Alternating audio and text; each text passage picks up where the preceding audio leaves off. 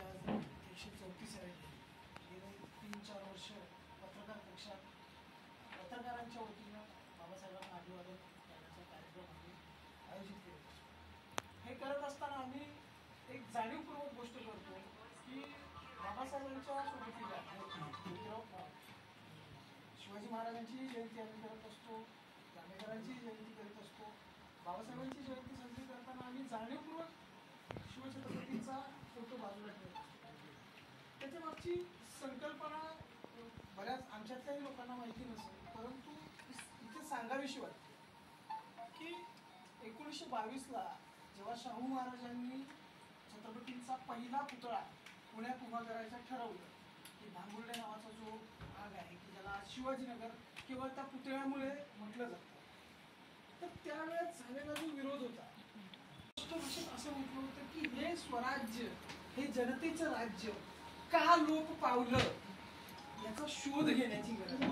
म्हणजे हे जे आम्ही बऱ्याचदा असं म्हणतो की जर बाबासाहेब जन्माला आले नसते तर फुले कळले नसते, आणि फुले कळले नसते तर शिवाजी महाराज आपल्याला उमजलेच नसते.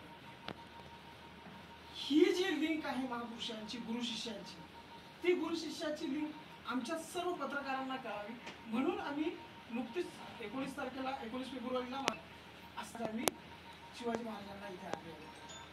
तर या निमित्तानं बोधापुरे साहेब आपल्याकडे उपस्थित आहे. बोधापुरे साहेबांना विनंती करतो, बाबासाहेब पुष्पहार तुम्ही या साईडला ना, दोघांनी पकडा ना ते. हा, एक मिनिट. शिवाजी महाराजांच्या स्वराज्यापासून प्रेरणा घेऊन फुलेपर्यंत आली, फुलेपासून ती बाबासाहेबांपर्यंत आली, आणि आज आपण त्यामुळे स्वातंत्र्य उपभोगतो. आनंद कांबळे यांना विनंती करतो, बाबासाहेब आंबेडकरांचा जय असो. पत्रकार संघाचे अध्यक्ष आनंद कांबळे यांना विनंती करतो आणि छत्रपती शिवाजी महाराजांना पुष्पहार. जय छत्रपती शिवाजी महाराज की जय.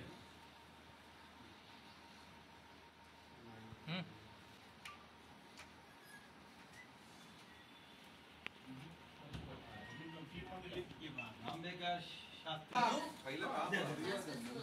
हे लवकर जायचं मला.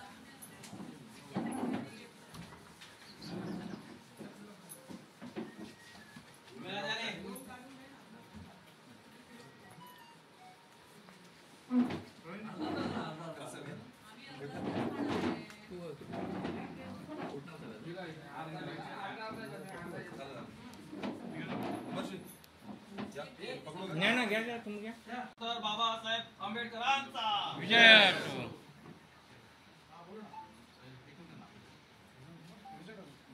सर बोला ना. समोर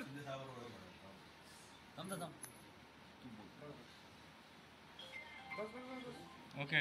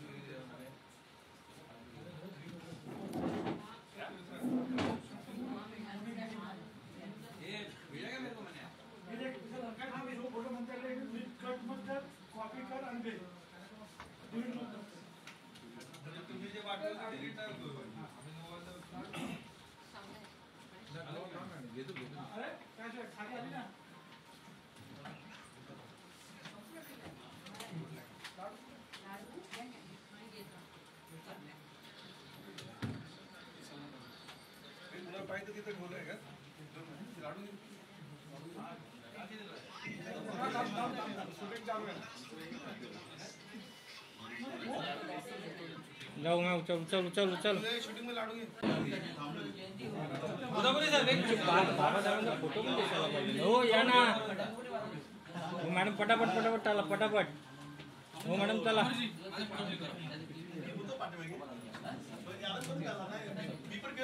जायचं लवकर, पटापट करा मॅडम.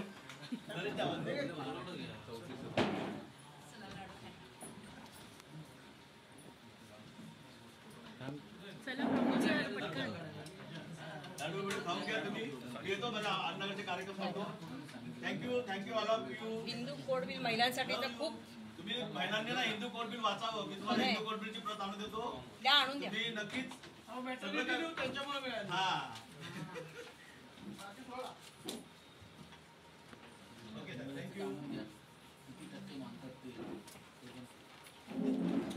आपण जसं म्हणालात की राज्यघटना जेव्हा पब्लिक सर्व्हिसेस एक्झाम करत होतो त्यावेळेस आपल्या लक्षात आलं किंवा तेव्हा शाळेमध्ये असताना देखील लक्षात आलं की राज्यघटनेचं महत्त्व त्याचं प्रियंबल म्हणजे प्रस्तावना जी आहे किती सर्वकष केली की म्हणजे जी काही पानं आहेत ती फक्त एका प्रियंबलमध्ये त्यांनी समानता त्यानंतर एकनिष्ठता जी काही चौकट आपण दिली संविधानाची आणि ज्या संविधानाच्या चौकटीवर आधारित आज आपली लोकशाही आधारभूत आहे तर त्या अशा महामानवांनी जे काही आपल्याला मार्गदर्शन करून दिलं ज्याच्या आधारावर आज समाजामध्ये समानता एकजूटपणा जी आहे आजच्या दिवशी ती सर्व याच महामानवांनी दिलेल्या मार्गदर्शक तत्वावर चालू आहे.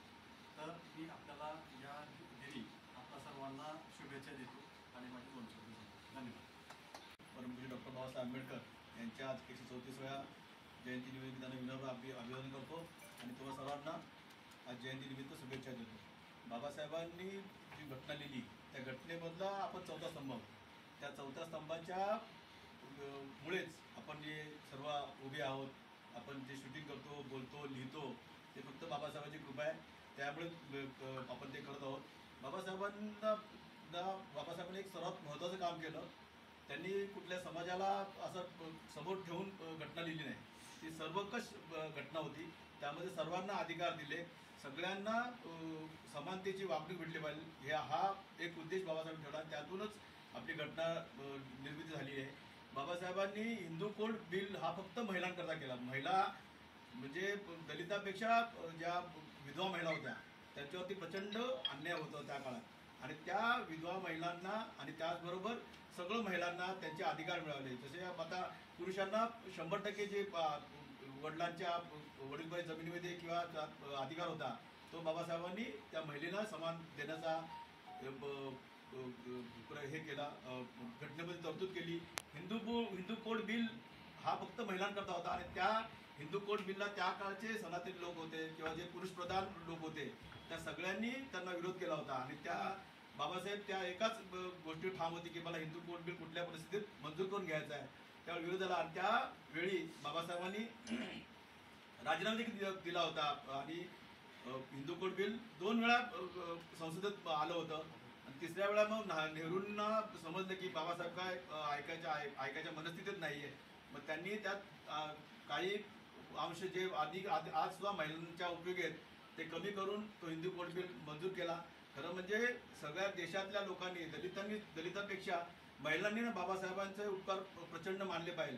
खरं म्हणजे आम्ही बाबासाहेबांना फक्त आमच्यापुरतं मर्यादित केलं आहे, आमच्या समाजापुरतं मर्यादित केलं तर बाबासाहेब हे आमच्या समाजापुरते मर्यादित नव्हते तर ते अख्ख्या मानवजातीच्या कल्याणाची भावना ठेवणारे माणूस होते. त्यांनी माणसाला कसं जगावं कसं राहावं हा संदेश दिला आहे आणि त्यातूनच आपण सगळे त्या प्रेरणेतून आपण सगळे आहोत. बाबासाहेबाच्या जे आपल्याला राईट्स अधिकार दिला आहे, right to speech, right to rights हे जे अधिकार आहेत ना त्या अधिकारात आपण पत्रकार म्हणून आहोत आणि त्या अधिकारामुळेच त्यांच्या ज्या घटनेमुळेच एक साधा चाय विकणारा माणूस पंतप्रधान होतो, आदिवासी महिला राष्ट्रपती होते, आपले एकनाथ शिंदे शेतकरी आहेत ते मुख्यमंत्री होतात. ती बाबासाहेबांची कृपा आहे. तर सगळ्यांनी या बाबासाहेबांचे जे विचार दिलेत त्या विचारापैकी एक जरी साधा आपण विचार आपल्या जीवनात अंगीकारला तरी आपण उपकृत होऊ. एवढे बोलतो, माझे 2 शब्द संपवतो. जय हिंद, जय